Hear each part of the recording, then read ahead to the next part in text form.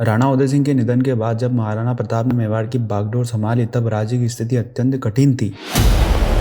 राजकोष लगभग रिक्त था। चित्तौड़ सहित मेवाड़ का बड़ा भूभाग मुगल अधिकार में जा चुका था। आसपास के अधिकांश राजपूत राज्य अकबर की अधीनता स्वीकार कर चुके थे। चित्तौड़ की पराजय का दर्द महाराणा प्रताप के हृदय में कांटे की भांति चुभ रहा था। राज्य अभिषेक के तुरंत पश्चात महाराणा प्रताप ने अपने सभी सामंतों और सरदारों को एकत्र किया और वहां शपथ ली जो इतिहास में अमर हो गई। चित्तौड़ के दुर्ग पर लहराता मुगल ध्वज मेरे हृदय को विदीर्ण करता है। मैं प्रतिज्ञा करता हूँ कि जब तक मेवाड़ पूर्ण रूप से स्वतंत्र नहीं होगा मैं राजमहलों में निवास नहीं करूंगा, पलंग पर नहीं सोऊंगा और स्वर्ण रजत के पात्रों में भोजन नहीं करूंगा। इन शब्दों ने मेवाड़ के प्रत्येक योद्धा, प्रत्येक सरदार और साधारण जनता के भीतर नया साहस और अटूट संकल्प भर दिया। महाराणा प्रताप भाली भांति जानते थे कि मुगलों से टकराव अब टलने वाला नहीं है। उन्होंने सबसे पहले मेवाड़ की रक्षा व्यवस्था को सुदृढ़ करना आरंभ किया। छप्पन और गोड़वाड़ के क्षेत्रों पर अपनी पकड़ मजबूत की गई। अरावली के वनों में रहने वाले भील समुदाय में पुराने संबंध और अधिक प्रगाढ़ किए गए। लोहारों को नए शस्त्रों के निर्माण का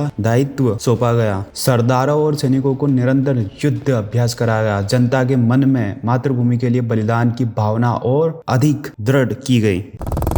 उधर दिल्ली में अकबर तक महाराणा प्रताप की तैयारियों की सूचना लगातार पहुंच रही थी। वहां जानता था कि प्रताप अन्य राजपूत शासकों की भांति आसानी से झुकने वाले नहीं है। इसी कारण अकबर ने सीधे युद्ध से पहले कूटनीति का सहारा लिया। 1573 में उसने अपने सबसे दरबारी जलाल खान कोची को मेवाड़ भेजा। संदेश स्पष्ट था, यदि महाराणा प्रताप मुगल अधीनता स्वीकार कर ले तो मेवाड़ को क्षति नहीं पहुंचाई जाएगी। महाराणा प्रताप ने निसंकोच इस प्रस्ताव को ठुकरा दिया। इसके पश्चात अकबर ने अपने विश्वसनीय नवरत्नों में से एक आमेर के शासक राजा मानसिंह को भेजा। मानसिंह अकबर का संबंधी भी था और उसकी सेना का प्रमुख सेनापति भी। उससे पूर्व भगवंत दास और राजा डोडरमल भी मेवाड़ आ चुके थे, किंतु कोई सफल नहीं हुआ। मानसिंह को विश्वास था कि वहां महाराणा प्रताप को समझा लेगा। मानसिंह उदयपुर पहुंचा। महाराणा प्रताप के पुत्र अमर सिंह ने उसका राजसी स्वागत किया। उदय सागर झील के समीप एक टीले पर भव्य भोज का आयोजन किया गया। स्वर्ण रजत की थालियों में भोजन परोसा गया, पर जिस उद्देश्य से मानसिंह आया था महाराणा प्रताप से भेंट वहां पूर्ण नहीं हुआ। मानसिंह ने हट किया कि जब तक महाराणा स्वयं उसके साथ में भोजन नहीं करेंगे वहां अन्न ग्रहण नहीं करेगा। अमर सिंह ने बताया कि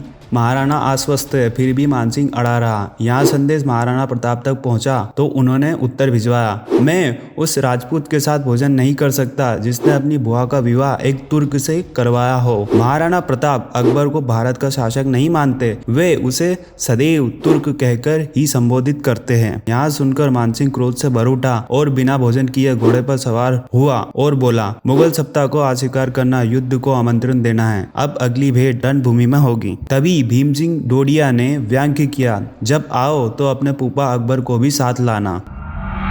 मानसिंह के लौटते ही अकबर ने मेवाड़ को दंडित करने का निश्चित कर लिया। महाराणा प्रताप के दो भाई पहले ही अकबर के पक्ष में जा चुके थे। जगमाल सिंह को जहाजपुर की जागीर दी गई। फतेह सिंह भी कुछ समय तक मुगलों के प्रभाव में रहा। मानसिंह के नेतृत्व में एक विशाल मुगल सेना संगठित की गई। लगभग 10,000 सैनिक, सैकड़ों योद्धा, हाथी, घुड़सवार, तलवारबाजी और बंदूकधारी। आसफ खान को भी द्वितीय सेनापति नियुक्त किया गया। मुगल सेना उत्तर पूर्वी दिशा में मांडलगढ़ पहुंची। महाराणा प्रताप पूर्णतः तैयार थे। उनकी सेना में लगभग 3,000 घुड़सवार और 400 भील तीरंदाज थे। भाला सिंह, राम शाह तोमर, भीम सिंह डोडिया, कृष्णदास चंडावत जैसे वीर सरदार राणा के साथ थे। भील प्रमुख राव पूंजा और हकीम खान सुर भी मेवाड़ की ओर से लड़े। क्षेत्र के लिए महाराणा प्रताप ने जानबूझकर हल्दी घाटी को चुना, जहां सांकरा तर्रा मुगल सेना की संख्या को निष्प्रभावी कर सकता था। 18 जून 1576 सूर्योदय से पूर्व ही दोनों सेनाओं में हलचल शुरू हो गई। युद्ध का संकेत मिलते ही मेवाड़ की सेना ने अचानक आक्रमण किया। प्रारंभिक धक्के में मुगल पंक्तियां अस्त व्यस्त हो गई, किंतु जैसे ही युद्ध खमनोर के खुले मैदानों में पहुंचा मुगल तोपें, बंदूकें और हाथी सक्रिय हो गए। इसके बावजूद महाराणा प्रताप ने प्रिय अश्व चेतक पर सवार होकर बिजली की भांति टूट पड़े। भीम सिंह डोडिया का भाला मानसिंह को छूते छूते रह गया। गिर जाने पर वे वीर गति को प्राप्त हुए। यह दृश्य देखकर महाराणा प्रताप का क्रोध प्रचंड हो उठा। जय एकलिंगजी नाथ का घोष पूरे रण क्षेत्र में गूंज उठा। चेतक ने छलांग लगाई। राणा का भाला हाथी के हौदे को चीरता हुआ गया। महावत मारा गया। हाथी बेकाबू हो गया, पर उसी क्षण चेतक का पैर हाथी की सूंड पर बंदी तलवार से गंभीर रूप से घायल हो गया। भीतर खान ने नगाड़े बजाकर अफवाह फैलाई कि अकबर स्वयं सेना लेकर आ रहा है। संख्या में कम होने के कारण मेवाड़ की सेना को राजनीतिक रूप से पीछे हटना पड़ा। झाला मानसिंह ने महाराणा प्रताप का राज छत्र संभाला और स्वयं युद्ध में उतर गए। उनके बलिदान ने राणा को सुरक्षित निकलने का अवसर दिया। घायल चेतक एक गहरी खाई कूदकर महाराणा को सुरक्षित स्थान तक पहुंचा और वहीं प्राण त्याग दिए। महाराणा प्रताप ने प्रिय अश्व के समीप निशब्द खड़े रह गए।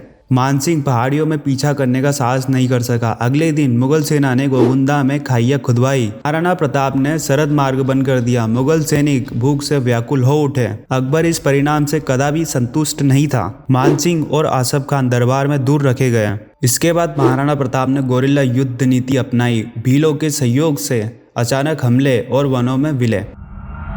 1582 में दिवेर का निर्णायक युद्ध हुआ। अमर सिंह ने सुल्तान खान को पराजित किया। 36 मुगल चौकियां नष्ट हुई। मेवाड़ का अधिकांश भाग पूर्ण स्वतंत्र हुआ। 1597 में शिकार के दौरान लगी चोट से महाराणा प्रताप का देहांत हुआ। कहते हैं लाहौर में यहाँ समाचार सुनकर अकबर भी क्षण भर के लिए मौन हो गया। कवि दूरशाह आड़ा की पंक्तियां इतिहास बन गई। तुम जीत गए प्रताप। महाराणा प्रताप सिर्फ एक शासक नहीं थे, वे स्वाभिमान का स्वरूप थे और स्वाभिमान कभी पराजित नहीं होता। अगर आपको डॉक्यूमेंट्री पर आधारित वीडियो पसंद है तो चैनल को सब्सक्राइब जरूर कीजिए।